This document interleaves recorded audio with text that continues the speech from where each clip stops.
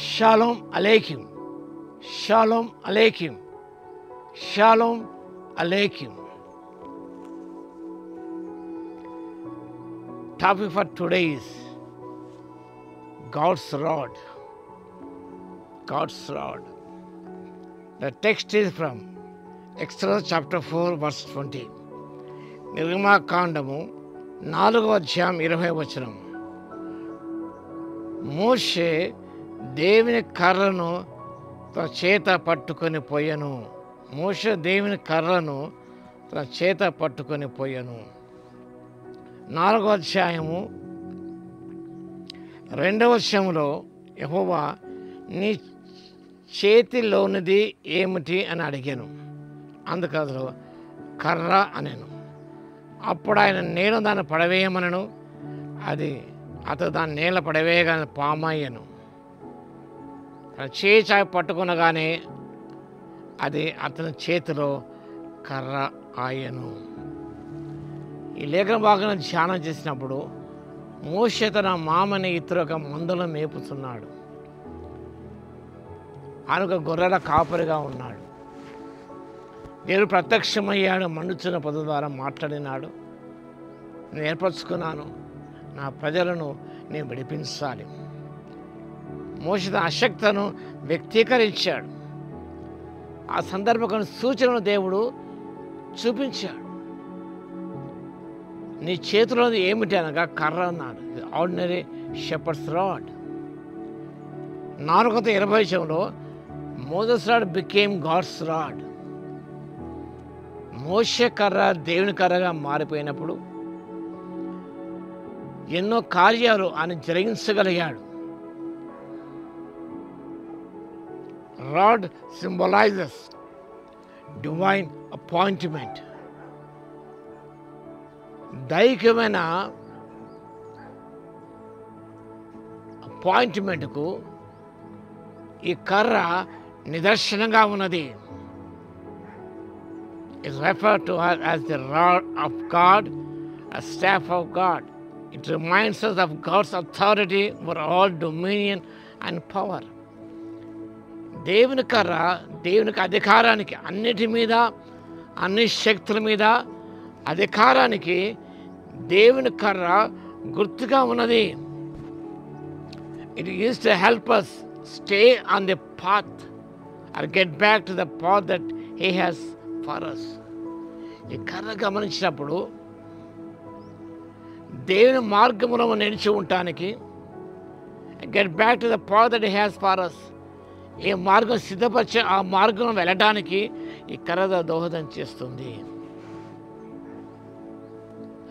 God's rod represents spiritual power.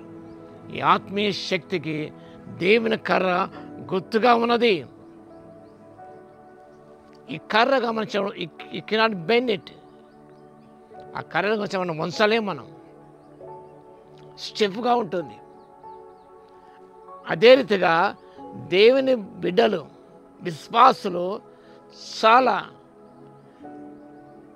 ఏ స్థితిగతులకైనా వంగిపోకుండా స్థిరంగా నిలబడాలి.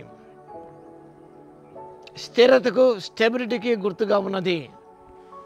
ఎటు పడితే అటు మనము బెండ్ అయిపోవడం కాదు. దేనివైపు బెండ్ కావాలి, అంతేగాని లోకం బెండ్ కాకూడదు. మోషే ఈనాడు కూడా బెండ్ కాలేదు. ఆయన అన్కాంప్రమైజ్ పర్సనాలిటీ. ఎన్నో విషయాలు ఫరో మోషేతో ఉంచాడు. మీరు మాత్రం వెళ్ళిన స్త్రీలు ఉంటారు, మీరు పిల్లలు వెళ్ళండి, మీరు అందరూ వెళ్ళిన పశువులు ఇక్కడే ఉండాలి. అప్పుడు మోషే ఆ మాటలకు బెండ్ కాలేదు. ఆయన ఒక్క డెక్క అయినను విడిచిపెట్టబడకూడదు, మేము అందరం వెళ్ళాలి. మా పశువులు, మందలు, మేకల మందలు అన్నీ కూడా మాతో పాటు రావాలి.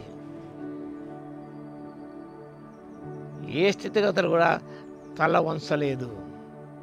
దేవునికేమో తల వంచాలే, కానీ ఇలాంటి స్థితిగతులకైనా, ఏ మనుషులకైనా మనం లొంగిపోకూడదు. పరిస్థితుల ప్రభావానికి లొంగిపోకూడదు. అన్కాంప్రమైజింగ్ పర్సనాలిటీస్గా మనం ఉండాలని దేవుడు ఆశిస్తున్నాడు.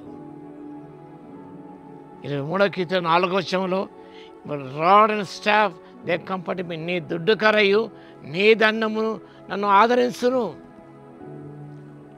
కాబట్టి మోషే చేతిలో ఉన్న మామూలు సాధారణ కర్ర దేవుని కర్రగా మారిపోయినప్పుడు ఎన్నో సూచకులు జరిగించాడు ఆయన. దేవుని ప్రజల మంద వలె ఐగుప్తు నుండి ఆయన తోడుగా రాగలిగాడు. ఇశ్రాయేలు జనాంగం మీద దేవుడిని అధికారిగా నియమించాడు, అధిపతిగా నియమించాడు. He gave him power and authority to lead the people of Israel out of bondage. దేవుని కర్ర సాధారణమైన కర్ర కాదండి. నువ్వు దేవుని చేతులు ఒక కర్రగా మారిపోయినట్లయితే గొప్ప అద్భుత కార్యాలు దేవుడు నీ ద్వారా జరిగిస్తాడు. కానీ నీవంతగా నువ్వు అలా ఉన్నట్లయితే అది నిజముగా నిష్ప్రయోజనముగా ఉంటుంది. దేవుని కర్రగానే మారిపోవడానికి, దేవుని చేత వాడబడడానికి సిద్ధంగా ఉన్నట్టయితే నేనే ప్రార్థన చేసుకుందాం. కృపా సత్య సంపూర్ణ మీ స్తుతి స్తోత్రాలు తండ్రి. దేవుని కర్రగా మీ కర్రలుగా మారిపోయినప్పుడు తండ్రి ఎన్నో కార్యాలు మాదా జరిగిస్తారు కాబట్టి మీ స్తుతి స్తోత్రాలు చెల్లిస్తున్నాం. పరిస్థితులకు ఏ మనిషికి తల ఒగ్గక ప్రభువా, సాతానుకు తల వంచక తండ్రి, మీ ముందు తల దించుకొని మీ ముందు తల ఎత్తుకొని తిరిగేలా ప్రభునైనా మీ ఆత్మశక్తి మాకు ఇవ్వగలందుకు మీకు స్తుతి స్తోత్రాలు చెల్లిస్తున్నాం. వాక్యం విని ప్రతి బిడ్డను దర్శించిన అయినా మీ లోతైన కార్యాలు, గంభీరమైన కార్యాలు జరిగించి మీ నామాన్ని మహిమపరచుకోవాల్సిగా విజ్ఞాపన చేస్తూ ప్రతి బిడ్డను దీవించమని యేసయ్య నామమున ప్రార్థించి వేడుకొస్తున్నాము తండ్రి. ఆమేన్. మన తండ్రి అయిన దేవుని యొక్క ప్రేమయు, మన ప్రభువును రక్షకుడైన యేసుక్రీస్తు యొక్క కృపయు, పరిశుద్ధాత్మని యొక్క అన్యోన్య సహవాసము మనందరికైనా ప్రేమించు వారందరికీ సదాకాలము తోడై ఉండునుగాక. ఆమేన్.